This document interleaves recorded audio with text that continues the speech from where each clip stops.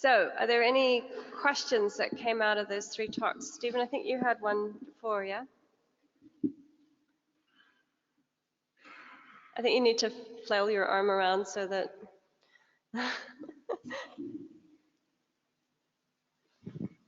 Yeah, I had a question that came from the dynamic consent. So another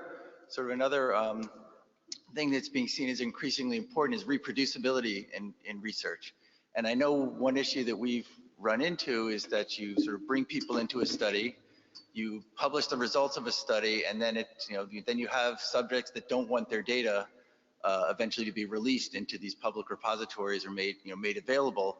So that means you've got sort of data and analysis that are out there, but now you can no longer release all of that data, so no one is able to reproduce the study in the same way that you did it. I'm just curious whether you've thought about how sort of the reproducibility in research and these consents sort of interface with each other. It comes up an awful lot as a question, particularly from researchers dealing with big data sets. And actually, we get quite a few questions about issues with identifiability if people move in and out of data sets. The first thing I would say is that's actually no different from current consent practices at any point. You should be able to withdraw and say, I don't want my data being used anymore. It may be that that is the end of the study. So what we're hoping is dynamic consent doesn't actually lead to problems with the quality of the data set itself, partly because there's a platform to actually explain exactly why reproducibility is important and exactly why ongoing research is important, and actually to get better at talking through the research process so that hopefully patients will be less likely to withdraw. In our examples of dynamic consent so far, the instances of people changing their mind are very slight.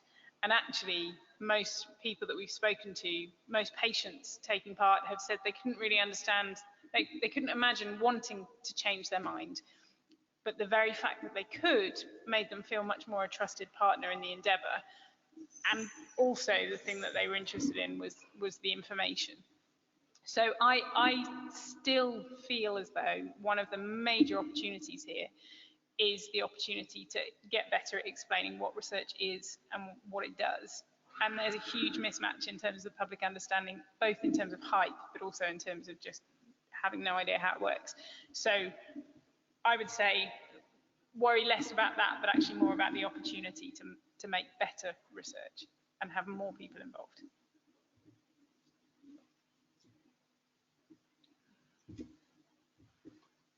So thank all 3 of you for really great talks. I really appreciate it. And I have a question for Namaste. Yeah, so in particular, but all 3 of you, and that is that the ability to, for instance, with Indigenous research, from the perspective of a researcher is, the way we work is, let's say we're at a university, we go to our research ethics board, they're supposed to be giving us advice on how to actually engage, and I think the example is engage in Indigenous communities, but I think this is also true of any community that we're, I think the Indigenous example is the best example I can think of. But anyway, we're not given necessarily any helpful advice or any advice on the pathway to engagement. Like, what do you do? How do you do it? Who do you go to? And all that. It's just completely missing. So this is a gigantic blank in the process. And I think it's a problem all around. I think it's especially, you can see it in Indigenous community engagement, but I think it's a problem all around, that there's this lack of a pathway to true engagement and partnership. So could you guys comment on that?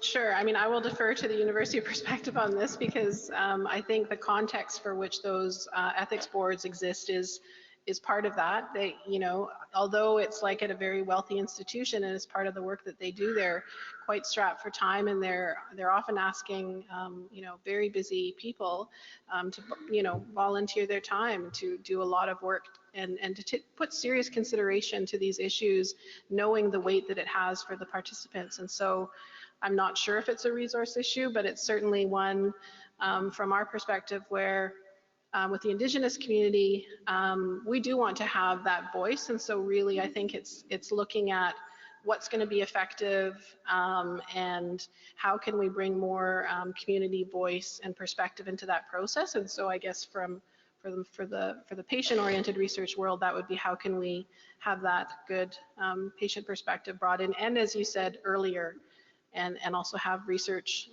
funding bodies recognize that that development piece of work does cost money, and it does extend the, you know, the life of your grant past what it would normally be. So Jamie, I would say a lot of research ethics boards are a little bit the fox guarding the hen house, because you know, we pluck from our own community to populate our research ethics boards.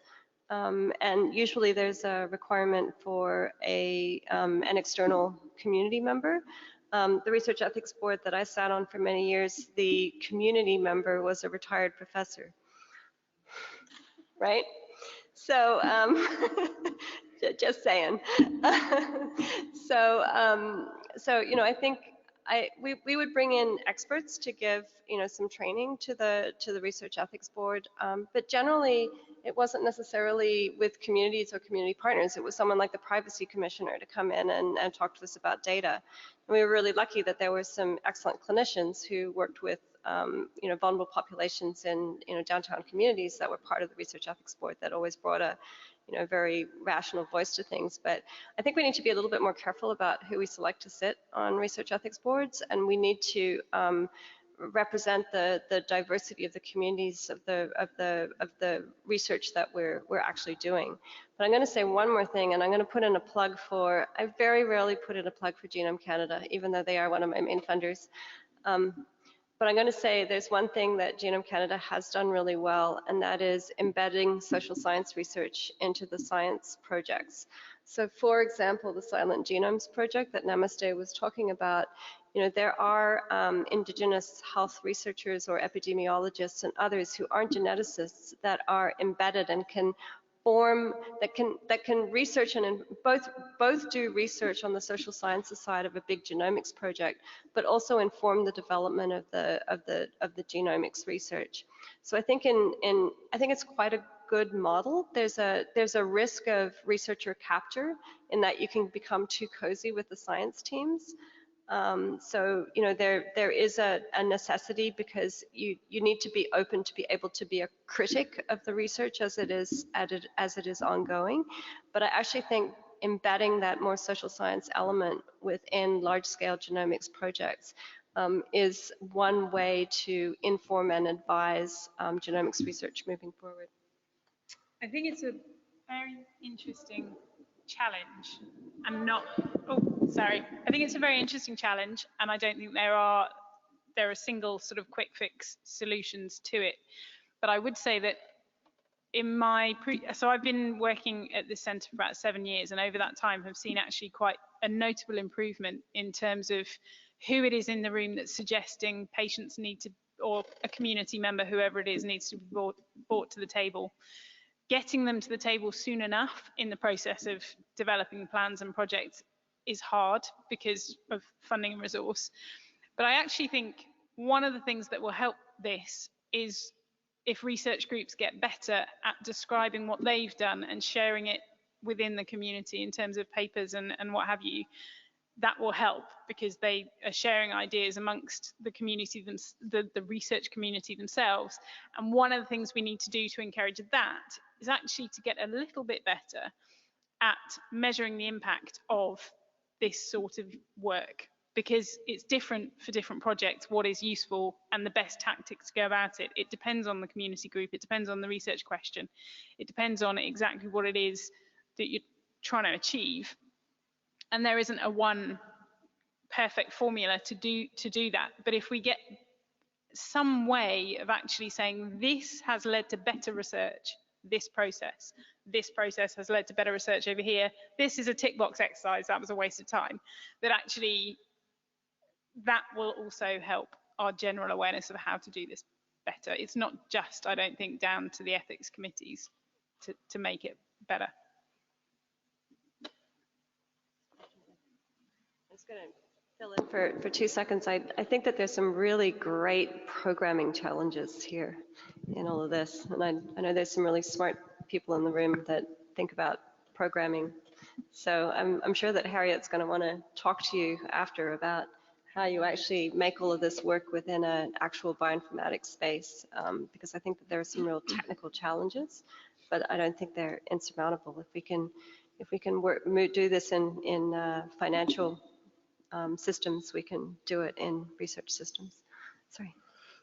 Yeah, my question is to Harriet, but it's in a sense informed by Namaste's presentation. An issue which came to mind when you were talking, there was a dot point that you didn't cover, so I'm sure it's an issue that you often think about, and that's that there are people who aren't internet connected, and there are communities like the Australian Aboriginal community that are particularly not well connected. So how do you ensure that such communities don't disappear from the research endeavour? Yes, it's an excellent question, and I'm particularly interested in it, having just written a fellowship application on just that very question. So I could spend a lot of time talking about it. So yes, the digital divide gets raised in discussions an awful lot. In each of the projects that we've worked with so far, we've had a paper equivalent to whatever's happening online for the patients within those groups that are very specifically reluctant or unable to engage online. That is not even a drop in the ocean of what is required in terms of considering not just what the implications of dynamic consent would be, but actually digital health, full stop in general, who is going to be cut off and who is going to be further disenfranchised through those moves. And I'm hugely interested in how we figure that out. I don't have a quick response to that. It is certainly something we talk about a great deal, though, and are trying to actively research, not just from the point of view of the challenge, but also actually opportunities and solutions as well. One of the points I raised was the opportunity that digitized media brings to actually providing information. And potentially there are solutions for communities that are currently disengaged related to alternative types of information, translations, providing information in different languages and those sorts of things that would actually be a vehicle to improve engagement. What we need to figure out is how to support one with the other, where things need to happen within the community to support individuals, and who those sort of potential communities that could be left out are. But yeah, I think it's a very important area to look at. I just wanted to add too that we're looking at doing something novel, I think, for the clinical ethics board, but also for us, and that's oral consent. And it has been done in social science research in the past, and rather than a lack of technology, it's really about, again, this idea of like values and community and relation. And so embedded in this concept of relation is this idea of responsibility. And so it does get tricky in research because it's based on a mutual understanding, of course. So if you have an oral agreement and consent process, you need to be very clear about what does that mean, and still when does that person have to come back and check in with the original participant.